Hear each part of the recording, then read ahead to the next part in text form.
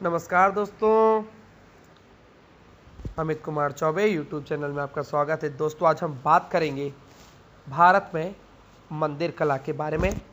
भारत में किस तरीके से मंदिरों का विकास हुआ, किन किन शैलियों को अपनाया जाता है। जैसे आपने सुना होगा, भारत में 3 शैलियाँ चलती हैं, नागर शैली, बैसर शैली और द्रविड़ शैली। तो दोस्तों, आज हम बात करने वाले हैं भारत में मंदिर कला के बारे में। सबसे हम बात करते हैं कि मंदिरों का उद्भव कैसे हुआ, ये प्रथा कैसे आई है। तो भारतीय मंदिरों की जानकारी। भारत की प्राचीन स्थापत्य कला में मंदिरों का विशिष्ट स्थान है। भारतीय संस्कृति में मंदिर निर्माण के पीछे यह सत्य छुपा हुआ था कि ऐसा धर्म स्थापित हो जो जनता को सहजता व व्यवहारिकता से प्राप्त हो सके। इसकी मूर्ति पूजा के लिए मंदिर स्थापत्य का प्रादुर्भाव हुआ, मंदिर कला का उदय हुआ। इसके पूर्व भारत में बौद्ध एवं जैन द्वारा गुहा, स्तूप तथा चैत्यों का निर्माण किया जाने लगा था। कुषाण काल के बाद गुप्त काल में देवताओं की पूजा के साथ ही देवालयों का निर्माण प्रारंभ हुआ। तो कुषाण काल और गुप्त काल हमें याद होना चाहिए कि इसके बाद ही हम देखते हैं कि देवालय प्रथा की शुरुआत होती है। इसके बाद हम बात करते हैं और किस तरीके से इसमें हमें बदलाव देखने को मिले कि कहाँ से इसका प्रचलन चालू होता है। तो प्रारंभिक मंदिरों का वास्तु विन्यास बौद्ध विहारों से प्रभावित था। इनकी छत चपटी तथा इसमें गर्भगृह होता था। मंदिरों के रूप में विधान की कल्पना की गई और कलाकारों ने मंदिरों को साकार रूप प्रदान करने के साथ ही देह रूप भी स्थापित किया। 4वीं सदी में भागवत धर्म के अभ्युदय के पश्चात इष्ट देव भगवान की प्रतिमा स्थापित करने की आवश्यकता प्रतीत हुई। अतएव वैष्णव मतानुयायियों ने मंदिर निर्माण की योजना करने लगे। सांची का 2 स्तंभ युक्त कमरे वाला मंदिर गुप्तकालीन के प्रथम चरण का माना जाता है। बाद में गुप्त काल में बृहदेश्वर पर मंदिरों का निर्माण किया जाने लगा। बृहद स्तर पर मंदिरों का निर्माण किया जाने लगा, जिसमें वैष्णव तथा शैव दोनों धर्मों के मंदिर हैं। प्रारंभ में ये मंदिर सादे थे, इसमें कोई भी अलंकरण नहीं था। शिखरों के स्थान पर छत सपाट होती थी तथा गर्भगृह में भगवान की प्रतिमा ऊंची तथा जगती हुई प्रतीत होती थी। गर्भगृह के समक्ष स्तंभों पर आश्रित एक छोटा अथवा बड़ा बरामदा भी मिलता था। यही परंपरा बाद में अन्य कालों को भी प्राप्त होती गई। दोस्तों, मंदिर निर्माण प्रणाली में हम बात करेंगे तीनों से, और सबसे पहले हम देखेंगे नागर शैली। नागर शब्द नगर से बना है। सर्वप्रथम नगर का निर्माण के कारण इसे नागर शैली कहा गया है। शिल्प शास्त्र के अनुसार नागर मंदिरों में 8 प्रमुख अंग होते हैं, जो कि आप डायग्राम में भी देख पाएंगे। हम अभी कंदरिया महादेव का मंदिर देखेंगे। कंदरिया महादेव के मंदिर में ये 8 अंग कौन से वो बताए गए हैं। तो आप देखें, मूलाधार, जिस पर संपूर्ण भवन खड़ा हुआ होता है उसे मूलाधार कहते हैं, जो कि सबसे नीचे का भाग हो गया।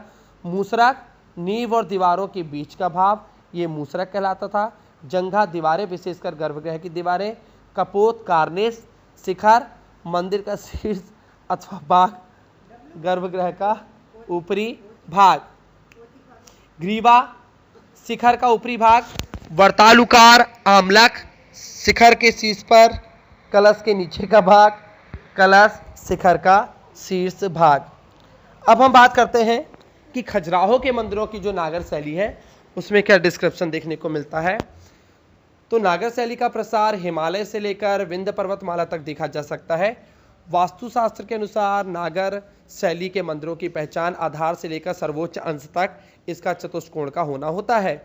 विकसित नागर शैली में गर्भगृह, इसके समक्ष अंतराल, मंडप, अर्धमंडप प्राप्त होते हैं। साथ ही एक कक्ष पर एक से दूसरे में संलग्न इन भागों का निर्माण किया जाता है।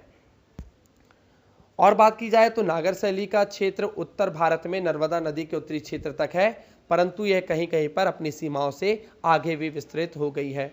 नागर शैली में मंदिरों में योजना तथा ऊंचाई को मापदंड रखा गया है।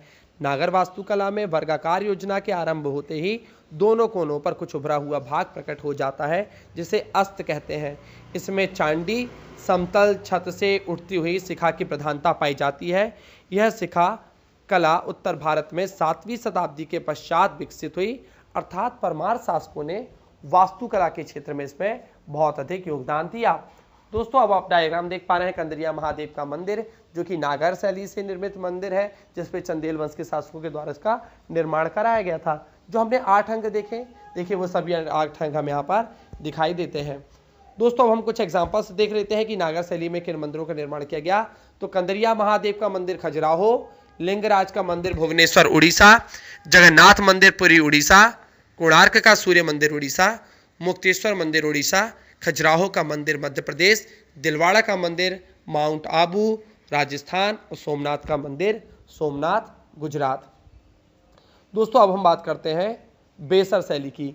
तो भारत का जो उत्तर भारत के मंदिर हैं उसमें आपका नागर शैली का इस्तेमाल किया गया है। नॉर्थ के मंदिर नागर शैली के। अब हम बात करते हैं बेसर शैली के। नागर तथा द्राविड़ शैलियों के मिश्रित स्वरूप वाली इस शैली के मंदिरों का विस्तार विंध्य प्रदेश एवं कृष्णा नदी के बीच स्थित दक्षिणावर्त क्षेत्र में पाया जाता है। तो मध्य प्रदेश से कर्नाटका तक के क्षेत्र के मंदिर हो गए आपके बेसर शैली के। इस शैली में मूल नियोजन एवं प्रारूप द्रविड़ शैली से प्रभावित है, जबकि अलंकरण निरूपण तथा नवीन प्रतीकों की रचना नागर शैली से की गई है। चालुक्य, राष्ट्रकूट आदि राजवंशों ने इस शैली के मंदिरों का निर्माण कराया। इस शैली के प्रमुख मंदिर हैं एलोरा के कैलाश मंदिर, इतंगी का महादेव का मंदिर, एलिफेंटा का गुफा मंदिर, कक्कुड़ी स्थित काशी विश्वेश्वर मंदिर, महाराष्ट्र में अमरनाथ का मंदिर, बुरहानपुर में खानदेश का मंदिर। दोस्तों आप डायग्राम में देख पा रहे होंगे बेसर मंदिर शैली के बारे में पूरी जानकारी, किस तरीके से इसका निर्माण किया गया है, इसका छत कैसा होता है, इसका चबूतरा कैसा होता है, गर्भगृह कैसा होता है, ये सारी रचनाएं। दोस्तों अब हम बात करते हैं द्रविड़ शैली की। द्रविड़ स्थापत्य कला की बात की जाए तो द्रविड़ शैली में हम देखते हैं कि किस तरीके से सारी चीज़ें हमें देखने को मिलेंगी, उसका निर्माण कैसे हुआ है, कौन कौन से अंग पाए जाते हैं, उसका विस्तार कैसा होता है। तो दोस्तों हम बात करते हैं द्रविड़ शैली के मंदिरों के बारे में। दक्षिण भारत में पाए जाने वाले इन मंदिरों का शिखर पिरामिड के आकार का होता है। मंदिरों से ज्यादा भव्य इसका गोपुरम अर्थात मुख्य द्वार होता है। द्रविड़ शैली उत्तर से कृष्णा नदी से लेकर दक्षिण में कुमारी अंतर्द्वीप तक इस शैली में पाए जाते हैं। इस शैली में मंदिर प्रायः आयताकार होते हैं और इनका शिखर पिरामिड के आकार का बनाया गया है। मंदिर का क्षेत्र बहुकोणीय और बहुधा अष्टभुजाकार होता है और गर्भगृह के चारों ओर प्रदक्षिणा पथ आधार योजना के अनुसार छत तक ढका होता है। इसके मुख्य मंदिर है मलयापुरम का रथ मंदिर तमिलनाडु, कैलाश मंदिर कांची, वैकुंठ मंदिर पेरुमल, तंजावुर का बृहदेश्वर का मंदिर तमिलनाडु, मीनाक्षी मंदिर तमिलनाडु और तिरुपति मंदिर तमिलनाडु। दोस्तों अब आप डायग्राम देख पाएंगे द्रविड़ स्थापत्य कला का, द्रविड़ शैलियों का। और आपको यदि हमारा वीडियो पसंद आया, हमारे द्वारा दी गई जानकारी पसंद आई तो हमारे चैनल को लाइक कीजिएगा, सब्सक्राइब कीजिएगा। नमस्कार दोस्तों, मैं अमित कुमार चौबे।